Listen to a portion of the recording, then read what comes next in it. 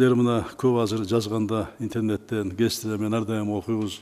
Азыр бар жазылган нерселерге ачык саясаттагы дело кайсы гезитке чыкпасын, кайсы интернет сайтка чыкпасын, ошонун баарына тең реакция кылып, баарын текшерип атабыз. Бул абдан чоң жардам болот. Кээде биз билбеген көп нерсени дагы массалык каражаттары мына бизге жеткирип атасыңар. Биз мындай система менен иштей баштайбыз.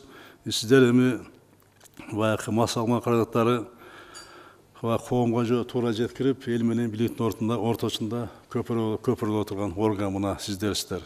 Өлкө өзүнүгүсүнө эң зарыл болгон бул эмне? Бул биз элибизде бир сезимди ойготуш керек болуп атат. Ойготуп, бул эмне деген сезим? Бул жаңы саясий маданиятты калыптандырып, элим, жерим, мекеним, тилим, диним деген нерселерди, тарыхым деген нерселерди мына киргизиш керек болот. А буну элге жеткириште журналисттердин таасири абдан чоң и абдан аз керек болуп атат.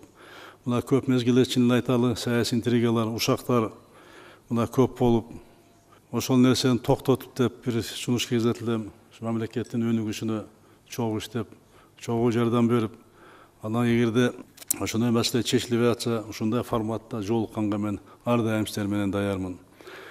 Мен саясатка бир нерсе айтайын, эгемендүү жылдардын башында келгенмин. Жаш кезимде Кудайым колдоп, эл колдоп 95-жылы эл өкүлдөрү жыйынына Жогорку Кеңештин биринчи чакырылышта депутат болгон. 3 жолу депутат болдум.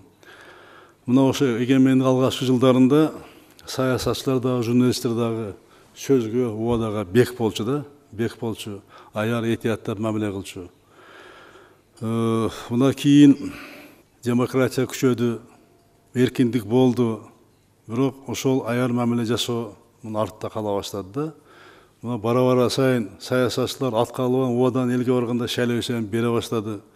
Журналисттер да кээде далис ушактарды жаза берип, мына азыр сөздүн баркы дагы кээде кетирдик деп ойлойм да. Ошондуктан мен айтат элем, баарыбыз тең мен баш болуп, сүйлөгөн сөзүбүзгө, жазган сөзүбүзгө жоопкерчилик менен мамиле кылсак, ошондо чынында бизге дагы, сиздерге дагы абдан чоң ишенич болот.